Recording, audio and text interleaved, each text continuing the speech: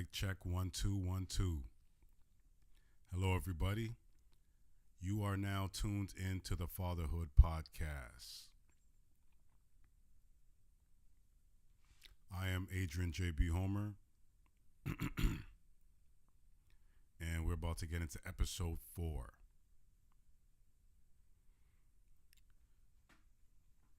And again, I am Adrian JB Homer, and welcome to the FatherHood Podcast. This podcast is about real fathers, real stories, and real struggles. We talk with men and with myself from my own experiences who grew up in tough environments, fathers who came from the streets, and families with immigrant roots who are now building new lives in Canada or across North America. Here on the FatherHood Podcast, we talk about everything from breaking cycles, raising strong children, and becoming the fathers we may not have had. And I'm not an expert. I'm not a know-all of things. I don't know everything about fatherhood. I'm learning, but this is my experience, and I hope that you could find value and learn something from it as well. And again, thank you for tuning in, and this is the FatherHood Podcast. This is episode 4, and we made it to 4. And this is a new journey for me, just trying to, I guess, talk about my experiences, and it's helping myself as well while I'm learning by just letting things out and talking about it from a different perspective of not trying to be right, not trying to be better or think that I know more than anybody, but just being myself and hoping that people could learn from my experiences of being a father. Still getting everything kind of fine-tuned, all the mixing boards and all the different equipment, making sure that it sounds the best. If there is things out there that you guys hear or don't hear, please tap into the comments and let me know what could be changed, what things we could do to make this a better show for everybody out there. Even topics, different things. You got questions, tap in, leave them comments. But this is the FatherHood Podcast, episode 4. And we're still on topic 1. This is the last part of topic 1, and this is part 4. And part 4, first I'll remind you of the topic. So the topic 1 that we've been dealing with for the first 3 episodes, and now we're going to wrap this up with episode 4 for this topic, and then we'll be getting to other things for moving forward with the show. But topic 1 is the influence of cultural roots on child rearing in Jamaica, Trinidad, and life in Canada. And I say in Jamaica and Trinidad because that's where my parents are from, and it could apply to anybody from anywhere else around the world that had to adapt to new life here in North America. It's America, US, or Canada, or any other country that you may be in. Some people migrate to England or, Australia, and just different parts where it's different from the ethnic countries or cultural roots that you're based or your parents were based from. And in today's episode, for the part 4, we're talking about a new reality, raising children in multicultural Canada. And that's for Canada because we here in Canada, I'm here in Toronto right now. We in downtown Toronto. But for all my people across Canada, same vibe. You know what we're talking about. And to everybody in the States, same thing. Toronto's one of the major cities of the world, one of the 4th major cities in North America. So growing up in Toronto, a lot of times it's just like anywhere else in America, the big cities, New York or some of the other cities like Chicago, stuff like that. So we'll get into the topic soon. And, one of the questions that I'll be tapping into is, how do you raise children when they grow up in a multicultural environment?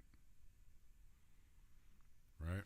So that's, we're all coming from our own cultures or multicultural families, and we're presented into a new culture or all these different cultures out here, and we have to adapt and learn other people's cultures, the ways that they do things and navigate through that. Again, how was your day? How was your weekend? How was your week? Right? I hope you all had a great, amazing weekend, and things are going the way that you want in life. I hope that any issues or struggles that you may be dealing with, we could help each other with, and from family court to support, custody, to just dealing with relationship stuff with children, and sometimes a hard part of having kids that you don't know until you get to that stage is when they turn teenagers. And their attitudes change, their hormones are changing, and we have to think, was I like this to my parents, or was I like this when I was a teenager? And maybe not, maybe so.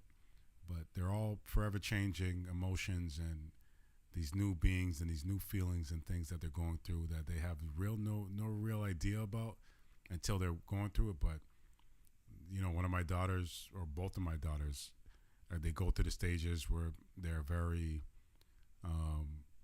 not impatient, but they're just, everything bothers them. Do I have to do this and that? And you could take it with grace and understand that they're going through different emotions and whatever, and communicate. So I've learned to communicate with my daughters, or my daughter now. My eldest daughter, I don't communicate with as much as I want to. I'm waiting to, and I can't wait to be able to spend more time with her as well. She's in university, and she lives with her mother still, so it's hard to communicate with those kids. My son over there as well, but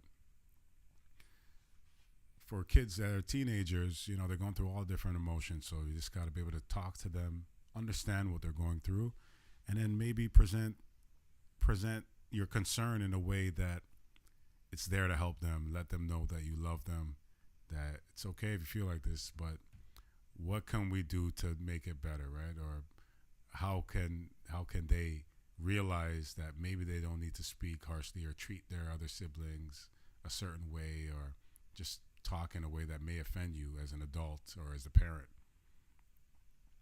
So just learning to deal with those type of things. Like today, my daughter looked like she was in a funky mood, and who knows what she's going through or what she's thinking, because she just, her school play won an award, got invited to do another big show, but she just didn't seem like she was in the best mood. And I say, remember, I love you. I say, you're so beautiful, and you're the number one girl in my life. And she said, oh, thank you. And I said, what can I do for you to make you feel better right now? What can I get for you? Or do you want anything? And all she wanted was, can I have some Wendy's? And it was already nighttime. My other son was in bed, but she's a teenager. They're going to eat whatever they're going to eat when they're not around you anyway. So I said, let me go get this girl some Wendy's and brighten her day. And just like that, switch flicked on, and then she's back to her bright, happy self with me. And I didn't have to get angry or say, why are you acting like this? Don't talk to this and that, whatever. That would have caused more issue or made her feel not better, right? So learning how to deal with things a little bit more patiently and give our kids the grace, knowing that they're young adults now and they may be going through things that we don't know or they may not want to talk about. And we hope that they talk about it with us, but if they don't, we got to find other ways to make sure that they feel good. For my sons, they're, again, quiet. I try to talk to them as well. And with my eldest son, he's a little bit more vocal, and we could communicate about things now, even if things are bothering us. Even if we're bothering each other, right? And we could be able to communicate, say, oh, I don't like the way this is said, or whatever it is. And I love that we could communicate and have that relationship where we're all on the same team, and we're not here to offend or disrespect each other. So if one feels like that for whatever reason, we want to make sure that we correct that and they know that, hey, we're all on the same team and we're here for you. We're here for each other. And I just want to make sure that whatever's bothering you, it doesn't bother you again. So let's try to correct that or change that. And I was I was speaking with my father. I was speaking with my father on the weekend, and he came over, and we had a great conversation. It wasn't the best conversation prior to that because now we're learning about land and inheritance and things like that. And for somebody that hasn't gotten anything in my life from my parents of significance like that, like I didn't go to school, so I didn't pay for my school. I never got a car from them. They never gave me a place to live in, or I inherited something where here's a family home or nothing like that. So for me and one of my brothers, it's important for us because we know about that, and we know that the great grandparents left something for the family in Trinidad. And the conversations, and when you're detached, when you're not that close with your father, or you're not growing up in the same household, you never really know, right? My sisters and my brothers don't seem like they really care about that stuff in Trinidad because they're from a different ethnicity background on their other half. So it seemed like they may be more interested in that. But for me and my brother, it feels like this is all we got to get.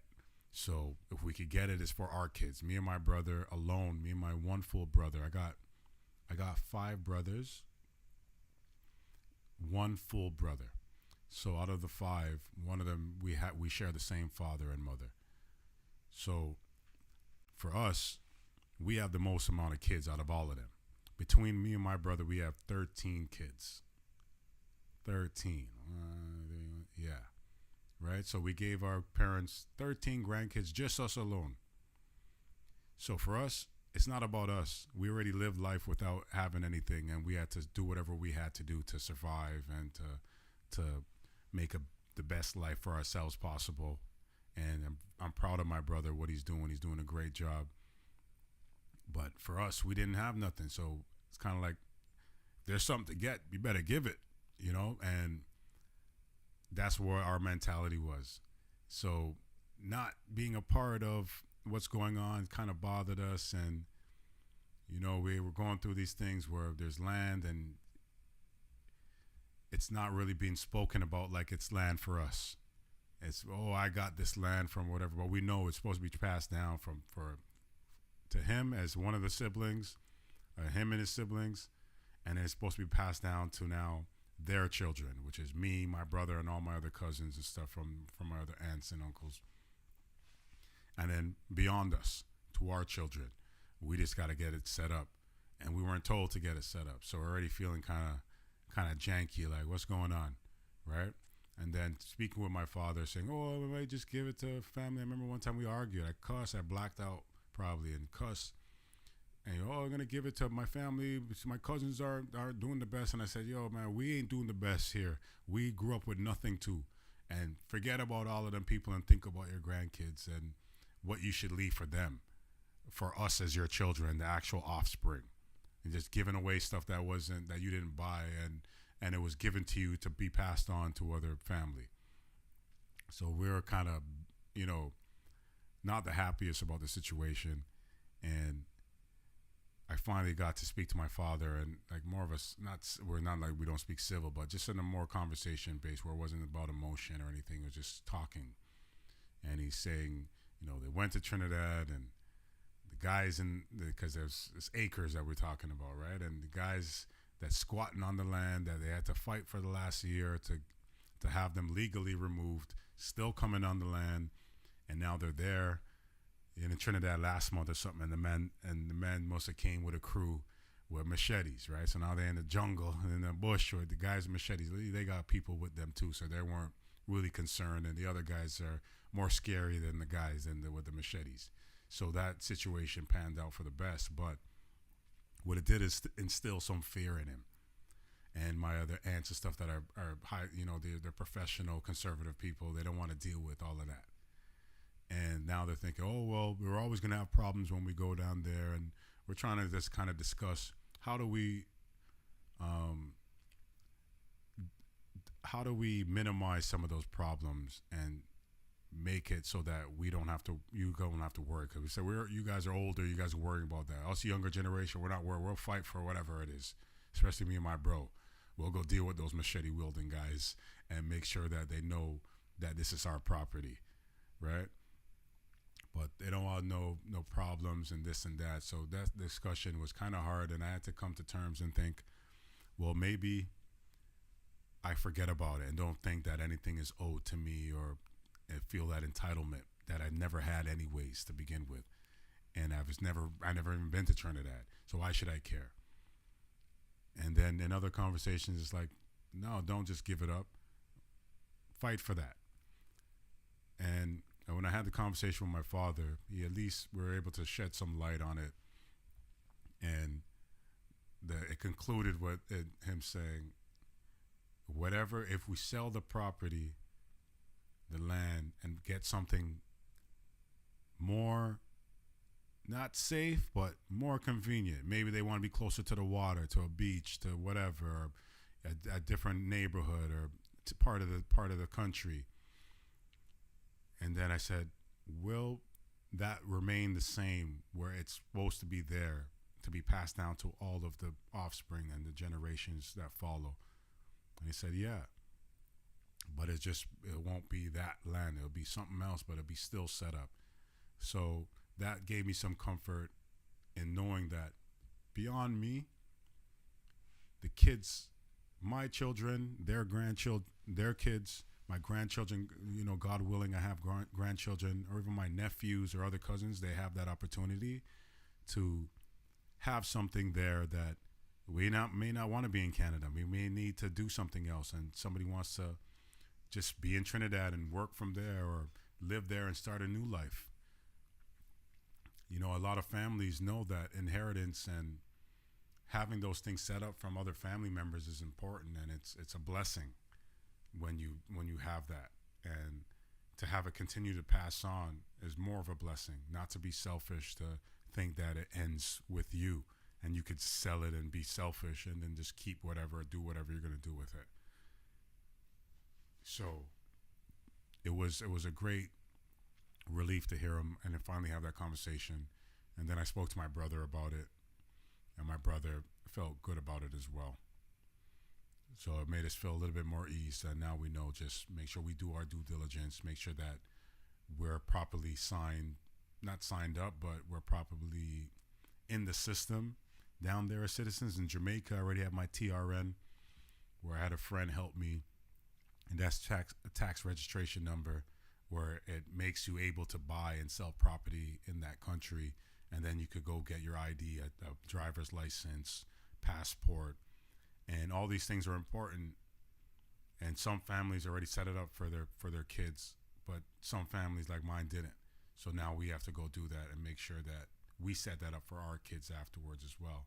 Since we have that birthright, since our parents were born in those countries, we have that birthright. And some families might have even bigger properties, different things, in all these different places in the world. And we don't know what our life in Canada is going to be, especially after COVID, when they locked everything down and they're like, nobody move. If I ain't gonna be able to move, I want to be in the best, most comfortable place where I don't have to move, but I'm still in paradise. And I feel we need to have the option and make sure that we're set up for the future for our families or for the generations after us. So that was important, and that's something that happened to me with my father. And if you've been following the FatherHood Podcast so far, you see that I haven't had the closest relationship with my father, but we're trying to build that as adults now and trying to do the best that we can to learn and bond with each other. And I realized that my father doesn't know me. He knows what he knows, but just in conversation, he wasn't around when I was growing up as that much. So he still has a lot to learn from me. So just being able to tell stories and talk, and then we get to learn about each other. I didn't know a lot of things that he did when he was a kid or that maybe he had to go through. But, just being able to have that grace, kind of leave the past in the past and have faith that the future will be great. And if, great is subjective to whatever that is to you, but sometimes great is just having family around each other and being a big family, being able to have dinners and have big family gatherings and stuff like that. So I'm happy that at least we do that, and I see the family bonding more. What I realized is when the siblings all got that land too, because when my grandfather, I never met my grandfather in Trinidad, but I'm named after him, and apparently I'm the one son that's like him. You know, many children, different mothers. My father met one of his brothers just as he was learning that his father was passing. So just within the last 5 years or so, an adult senior brother that he met, and that brother didn't even know, but he had a feeling, and he told me a story that he had a feeling that the father that he was raised with wasn't his dad. His mother said, go to this town or whatever, wherever they're from in Trinidad, and go find what you're looking for. And as soon as he got to the town, his face was so recognizable, people just said, I know what you're looking for, go around the corner over there. And then he was able to meet his father, my grandfather, and create a bond in that time before he passed. And because of that, he was entitled to what was there for those other siblings, was his land, property, and house, whatever was left for them. So it's never too late, but yeah, just learning that. And now me and my brother just want to make sure that we could have something that we could leave to our kids. In Canada, it's a lot harder to have those things, and those are things that we just kind of really inspired to do and have those experiences. So now we just got to start going down there more, learning the lay of the land, and just kind of connecting with other family members. Throughout this last few years, I've been able to connect with dozens of cousins and meet incredible people that share the last name, same values, and it makes it more exciting to want to be there in that country now and be a part of this legacy that's been being built without our knowledge, without us or even kind of recognizing it.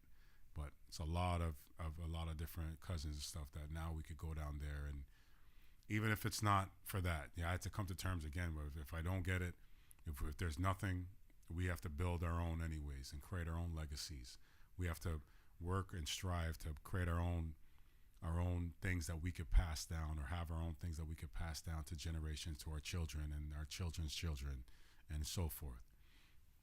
But yeah, it's been an interesting thing, but that gave me some great feelings, I guess, and made me feel better about the future for my children. And whatever things are happening here, at least there's something that they could look forward to. So one of the questions, we'll get into the topic again today, and the topic again is the influence of cultural roots on child rearing from Jamaica, Trinidad, other parts of the world, and life in Canada. And Ep.4, we're touching on part 4, which is a new reality, raising children in multicultural Canada. So the first question is, how do you raise children when they grow up in a multicultural environment?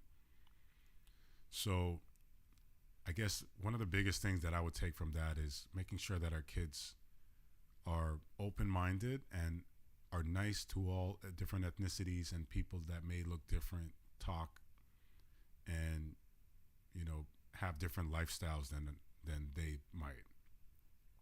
Acknowledging their cultural roots, and meeting different people from different ethnicities and cultural roots where they could benefit from that. And what I noticed with a lot of my kids is a lot of their friends are all from different ethnicities, just Asian, Sri Lankan, Indian, from whatever, European, South American, and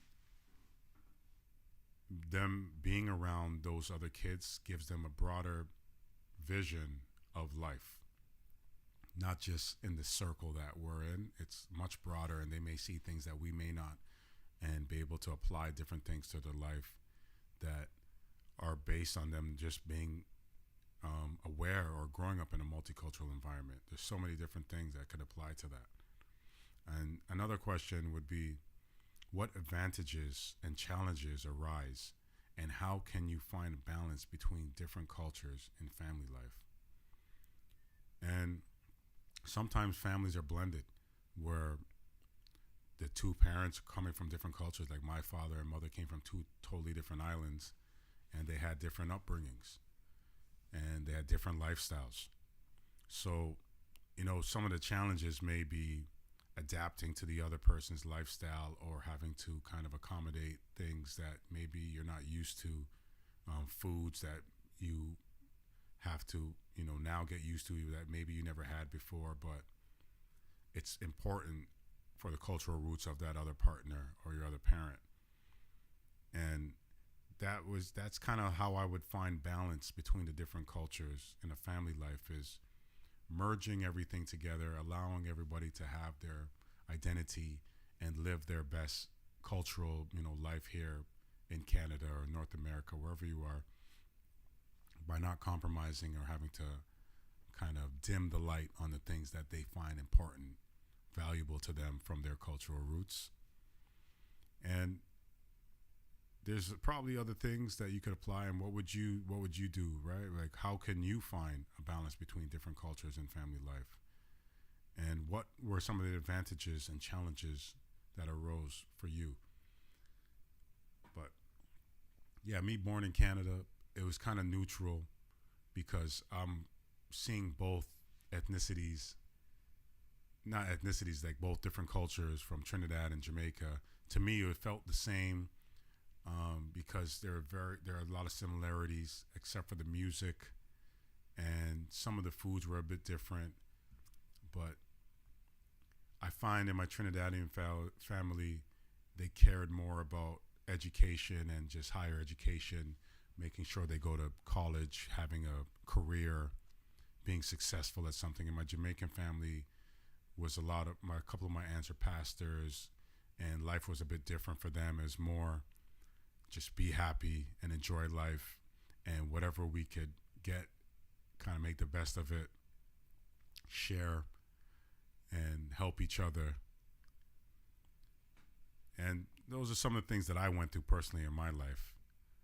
And maybe you went through different things, and some lives are better than others. Some people had much different lives than me, but this is from my perspective and how I was raised and how I grew up in the life that I had to live to become the father that I am today. And here's a couple other questions as well that you could ask yourself. You could talk about it with your peers, your family, your spouse, your children even. And on this episode, we'll talk about breaking cycles. So many fathers talk about breaking generational cycles. What cycle did you personally decide to break? So for me, the cycle that I found with my family is kids having kids. So my father, my mother had me when they're 17, 18 years old. I found myself doing the same thing for when I had my first child. I was 17. And that's a cycle that I see all of my kids broke. It's not a cycle that I didn't break that cycle, but a cycle that I did break was making sure I was present and making sure I was always there for my kids to do whatever I could. And not saying I was abandoned, but I made sure I never abandoned my kids. I always made sure all of them were together, even if they were from different mothers. I get all my kids together, and we all share time together as one family unit. But what generational cycles did you personally decide to break that you may have found that was in your life or in your family? And another question is, what habits or mindsets from the streets did you have to unlearn to become a better father? And for me personally,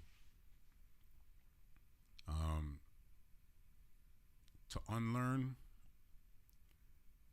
that makes me think. So what habits did I have to unlearn?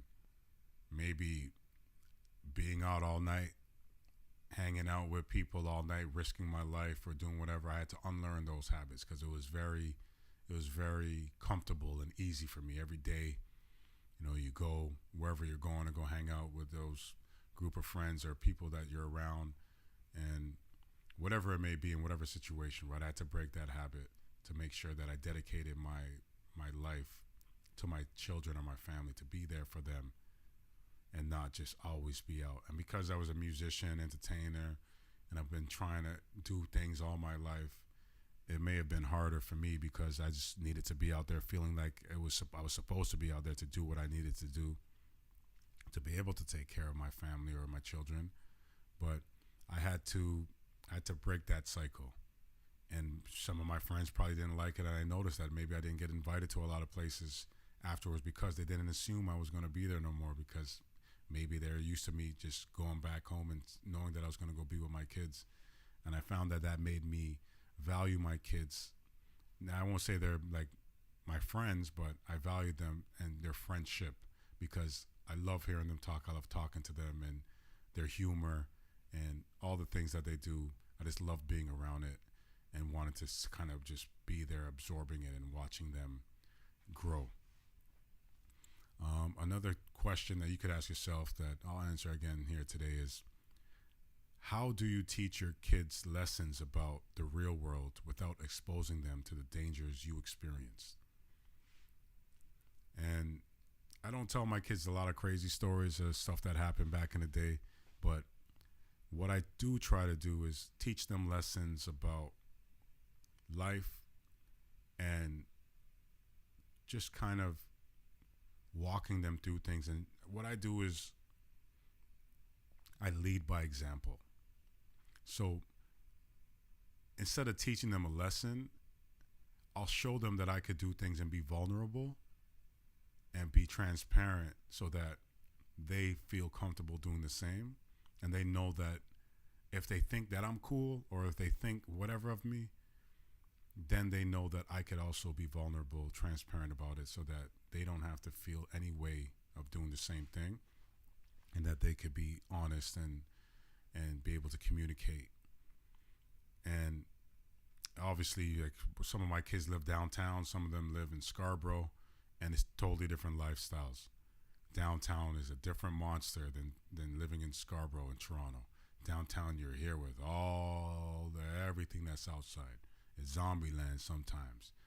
And my kids downtown, they learn differently because they have to be around it.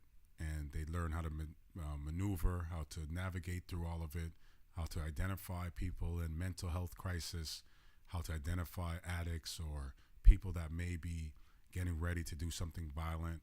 And I have to kind of teach them what signs to identify so that they don't put themselves in any position or a space that may be in danger to them.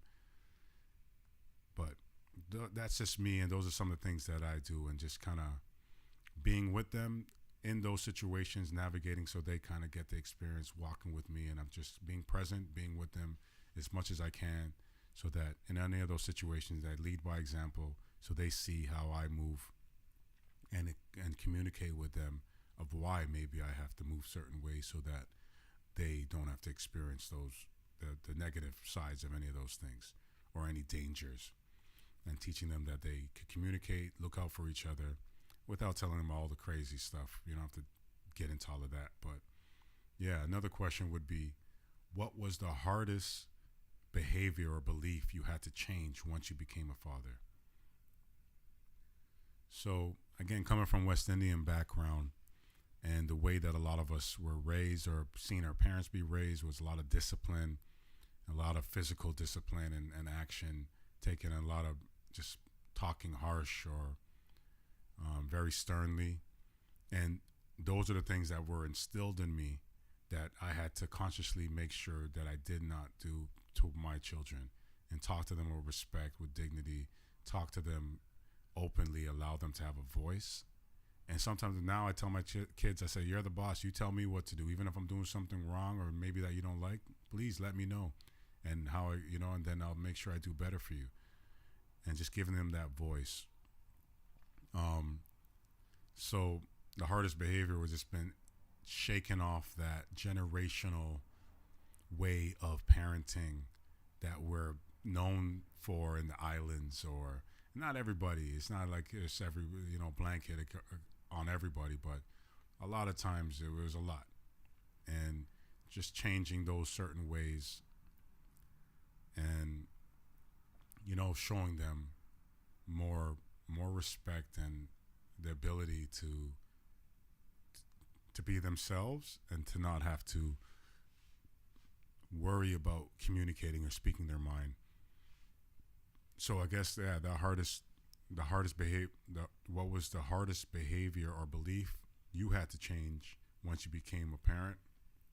You could talk about that with your kids or your parents or your peers and see what it may have meant to you. Last question I have here is, have you ever had to confront your past in order to move forward as a parent? So have you ever had to confront your past to move forward as a parent? And I guess back to all that stuff too is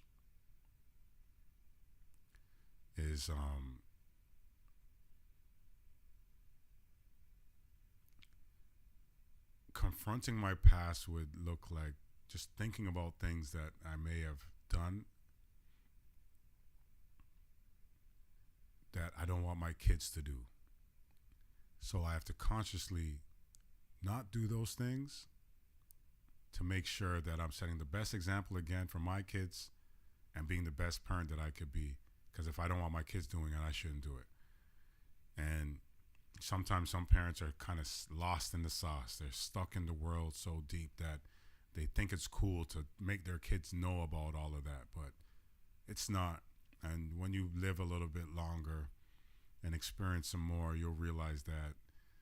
And it's hard for some people because you're stuck in a certain way of life, but think about the better for your kids and what you would want them to do and how we can make it better for them. Right? And those are some of the things that I guess you could ask yourself that question and see where you stand with that. And for me, those are my answers. Again, this is my experience of being a father. I got 7 kids, all different ranges, the youngest being 9, eldest being 30, and everywhere in between that. Some of the 20s, a few teenagers. And I've never been a perfect father, but I've always tried. And now I'm trying to make sure I do even better. And I guess I'm blessed to have kids in all different generations and all different age brackets, where it's like the universe kept on giving me a better chance to be a father. Here's another chance. Be better than you were before. Be better. Learn from those mistakes, because what I realize now with my youngest, I'm the best father that I probably was out of all of them. But because I'm the best father now for my youngest, it applies to all of them. So I'm a better father for all of them now. And I realize that even my eldest will come around and get a piece of that best father that I am now. And I notice that he comes around more because I am a better father now. And we could communicate better. We're bonding more. We do more things together now. And we take pride in doing that. And I guess we just got to live and learn. And I'm trying to continuously evolve and be the best father and human that I could be, because the best person or the best version of yourself will only be best for everybody else. So continue to try your best and don't be discouraged by some of the obstacles and struggles that life may present. Look at it as a challenge and just kind of take a step back for a second, assess it, and try to move forward with grace and do the best that you can. And don't be afraid to ask for help. And again, for other people out there that may have resources that may be able to help some of the people watching the FatherHood Podcast, or just out there that need help, tap in, become a sponsor.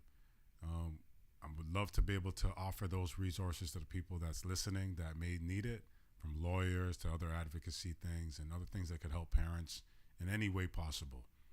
We'd love to be able to have those resources presented to people. And for people that can't find those resources until we have some listed here. Feel free to contact me, reach out. You know, I do consultations and I do different things, and it can help navigate you through these processes, through court, through support, custody, through how to even deal with these things, and making sure that we always remember the kids is what's matters. Kids is what matter the most for all of this, and we want to make sure that they're living the best quality of life possible. And if they're living with the other parent, that quality of life at that place has to be good as well. So we want to make sure that they're happy and everybody's happy. So when we have that in mind, nothing seems like it's an attack or they're trying to take something from you. A lot of times when, you know, people from different lifestyles are being forced to, like they feel like somebody's you better pay this and pay it this time and whatever amount we tell you to. And it may seem like it's an attack or whatever, but when you really step back and look at it, you would have probably gave them 10 times more anyways. So never feel like giving what you have to give your children is a burden, because it's going for them in their best quality of life. It may go for food, it may go for whatever, it may go for bills, different things, but we have no control over what the other parent is going to spend it on. And if we want to do more for our kids, we could always also do more and give them clothes and give them more money than personally. But remember, I'll tell you again that make sure that you're proactive with it and that all that money is tracked through Family Responsibility Office, FRO, or other means that could help document that to make sure that all the support that you're giving is documented so that they can't say that you didn't give it in the end. And a gem for today,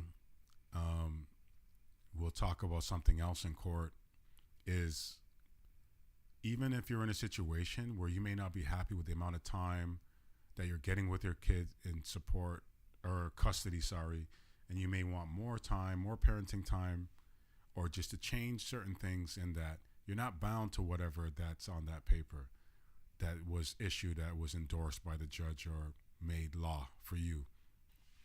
You always have the ability to, you know, create a new motion to change, and you could get a lawyer, you could do it yourself.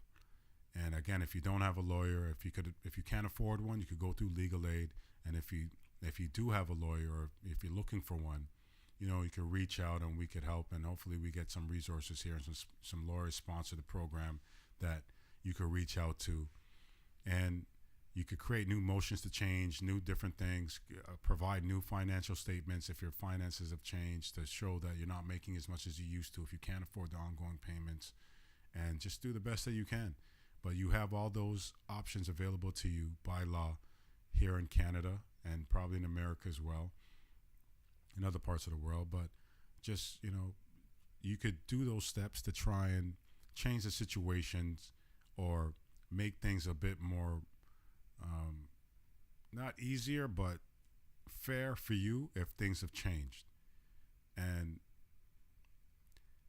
it seems like a task, but if the task isn't done, then they could do whatever they want with you, right? So just do your due diligence and try to do as much as you can to be proactive with all those things that you may need to do for court, for your family, for your kids. And we'll get into a whole bunch of other different topics and discussions. I'm excited to get some new guests on the show with me now, so that we could talk from different perspectives and see what other families and other people think of some of these topics. And we're going to be diving in deep. We got a lot of topics, a lot of episodes on the horizon that I'm looking forward to recording for all y'all, so that we could go on this journey together. And I thank you for following me on this journey, for me being a father. And again, my journey isn't perfect. I'm learning as I go, and I'm continuously evolving to be the best father that I could be for my kids, and the best man that I could be for the people that I'm with, or so the best father that I could be for my kids, and the best person or man that I could be for my partner that I'm going to be with for the rest of my life. And things change, but keep faith that it'll always work out. Stay positive and just do the best that you can. And for all the fathers, all the mothers out there, you're doing an amazing job. Continue to do the best that you can. You're doing great. And shout out to everybody that's listening, that tuned in today. And I thank you. This is episode 4 of the FatherHood Podcast, and I am Adrian JB Homer. And thank you again for watching, and look out for episode 5. And we're going to be dropping episodes every Tuesday, all right? And we'll try to drop a couple episodes, but at least you're going to get one episode every Tuesday.